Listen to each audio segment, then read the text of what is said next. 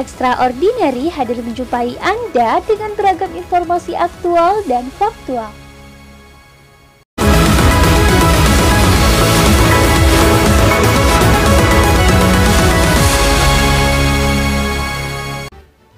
Kemerdekaan merupakan hadiah terbesar yang diberikan para pejuang terdahulu. Untuk mendapatkannya, harus dilalui dengan berbagai pertempuran dan perlawanan terhadap para penjajah, termasuk dalam perlawanan Surabaya yang pada 10 November diperingati sebagai Hari Pahlawan.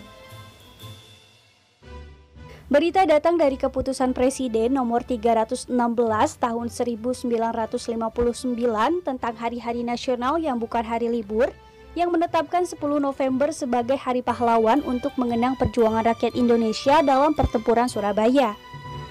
Hal ini tidak lain karena pertempuran ini merupakan perlawanan terbesar sepanjang sejarah bangsa Indonesia yang memakan ribuan korban jiwa. Tercatat sebanyak 6.000 sampai 16.000 pejuang Indonesia tewas dan sebanyak 200.000 rakyat sipil harus mengungsi dari Surabaya. Dikutip dari Historisch, peristiwa ini dilatar belakangi oleh menyerahnya pemerintah kolonial Belanda kepada Jepang. Jepang kemudian menyerah tanpa syarat setelah dibomnya kota Hiroshima dan Nagasaki. Dan untuk memanfaatkan kekosongan kekuasaan, rakyat Indonesia memproklamasikan kemerdekaannya. 25 Oktober 1945, tentara Inggris mendarat di Surabaya dengan tujuan melucuti senjata tentara Jepang, membebaskan tawanan yang ditahan oleh Jepang, dan memulangkan tentara Jepang ke negaranya. Kemarahan rakyat Indonesia kemudian meledak saat mengetahui misi tentara Inggris yang sebenarnya ialah mengembalikan Indonesia kepada pemerintah Belanda sebagai jajahannya. Selain itu, peristiwa dikibarkannya bendera Belanda di Hotel Yamato menyulut terjadinya bentrokan bersenjata antara pasukan Inggris dengan badan perjuangan yang dibentuk rakyat. Bentrokan ini memuncak saat terbunuhnya Brigadir Jenderal Malabi. Inggris kemudian mengeluarkan ultimatum yang mengharuskan rakyat Indonesia menyerahkan diri dan senjatanya dengan batas waktu yang telah ditetapkan.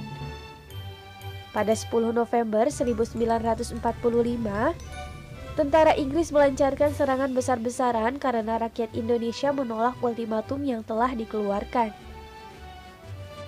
Untuk peringatan Hari Pahlawan 2020, Kementerian Sosial Republik Indonesia telah meluncurkan tema dan sebuah logo resmi.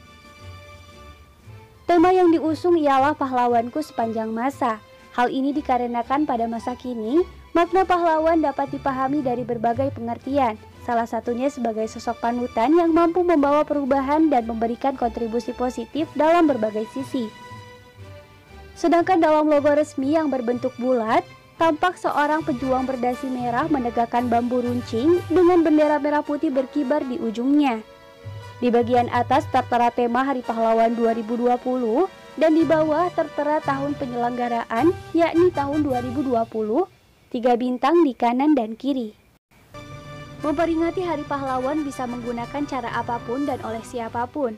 Di zaman yang serba mudah, kita bisa membangkitkan semangat nasionalis dengan menyebarkan ucapan selamat Hari Pahlawan melalui pesan singkat atau menuliskannya di akun sosial media. Selain itu, cara yang paling mudah dilakukan yaitu dengan selalu menjaga persatuan dan kesatuan Indonesia serta selalu berperan aktif dalam kegiatan pembangunan Indonesia. Jangan sekali-kali meninggalkan sejarah. Dengan sejarah, kita bisa lebih bijak mengambil keputusan. Dengan sejarah, kita dapat terhindar dari kegagalan yang sama.